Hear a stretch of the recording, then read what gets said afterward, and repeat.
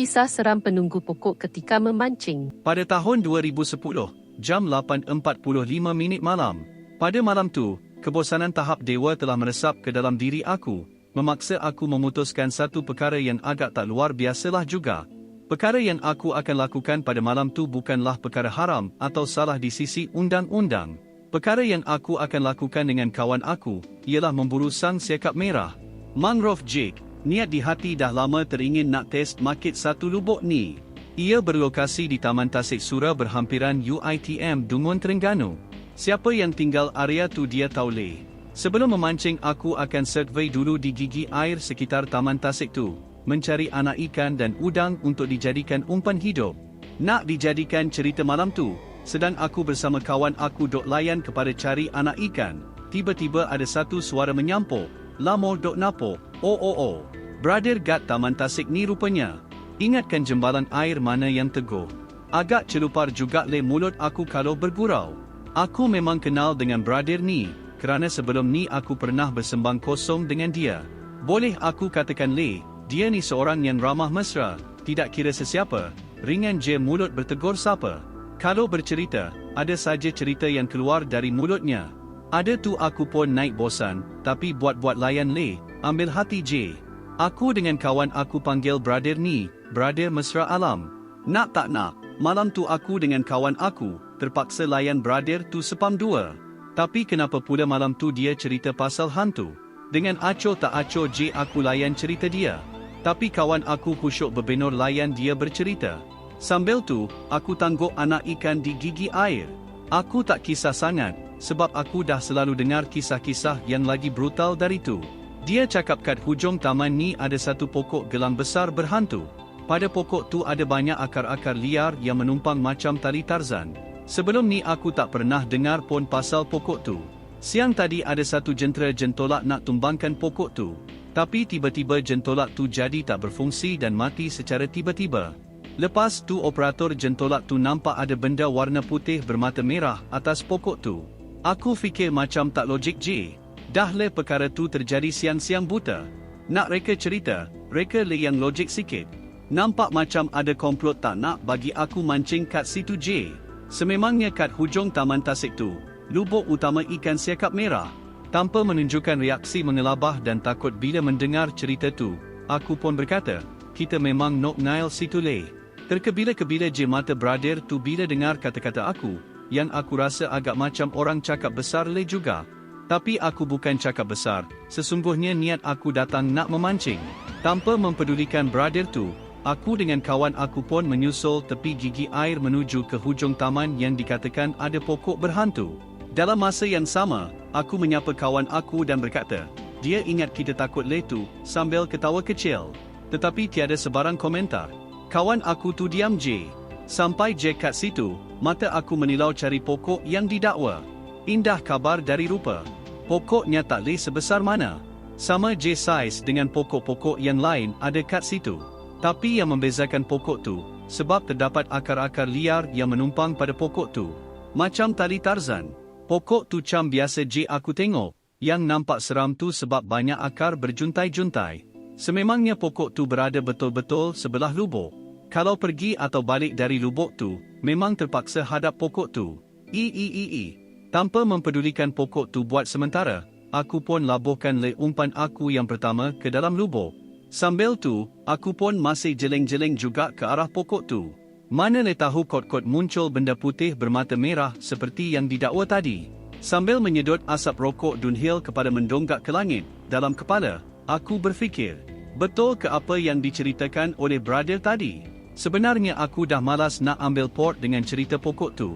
Dalam kepala aku nak naikkan sang siakap barang sekilo 2. Malam tu, aku dengan kawan aku berkampung dan berembun di tepi lubuk tu. Dalam kepala asyik dok layan umpan di ragut sang siakap, masa pun berlalu. Kalau tak silap aku, dah pukul 12.30 AM. Tapi tiada apa-apa pun berlaku. Joran pun nampak kaku je. Maknanya umpan-umpan semua tak laku. Aku dengan kawan aku decide nak belah je dari situ sebab dah tak tahan dengan gigitan nyamuk dan kedinginan malam yang begitu kejam pada ketika itu. Cewa. Haha. Sambil mengemas perkakas, aku sempat lagi menjeling ke arah pokok tutup kali terakhir. Mana le tahu kot-kot muncul. Aku pun menyusul tepi gigi air menuju ke tempat di mana aku berjumpa dengan brother tadi. Dalam kepala aku Masir tu dah tak ambil pot langsung dah pasal pokok tu dengan ikan siakap. Dalam kepala Asyik teringat bantal dan tilam J kat rumah. Badan rasa penat, mata berat macam ada batu J tersangkut. Sedang Asyik berjalan, dalam kepala teringat kat rumah, tiba-tiba aku rasa kepala aku jadi kembang. Rasa kembang seolah-olah jadi besar. Masa tu aku tak expect apa-apa pun kenapa kepada aku rasa macam tu. Setelah perasaan yang aku sebenarnya berada betul-betul bersebelahan sama level dengan pokok tu dalam 10 meter, baru aku tahu. Wow, betapa kuatnya aura dia. Masa mula-mula datang lalu tadi tak rasa apa-apa pun. Dan secara spontan aku tertoleh ke arah pokok tu. Ya Allah, dalam samar-samar cahaya bulan macam dalam movie hantu Kak Lima, aku nampak ada satu lembaga macam orang, warna putih lepak atas pokok. Mata merah bersinar-sinar macam mata kucing bila terkena cahaya. Aku memang syokit gila masa tu. Rasa bengang pun ada. Hadui, kenapa le last minute baru nak munculkan diri? Dah le tunjuk kat aku sorang-sorang pula tu. Tu yang buat aku bengang. ADEE. Sememangnya kawan aku dah jauh ke depan tinggal aku kat belakang sorang-sorang dalam 20 meter dari awal lagi. Huhu. Walaupun rasa jantung bagai nak pecah dibuatnya, aku kontrol. Rasa mengelabah, aku pura-pura steady macam tak ada apa-apa yang berlaku. Dan aku terus berjalan tanpa mempedulikan setan putih tu. Sempat juga aku sebut beberapa P*** G ayat-ayat suci. Tapi itu J yang termampu keluar dari mulut aku masa tu. Dalam hati terdetik juga rasa menyesal.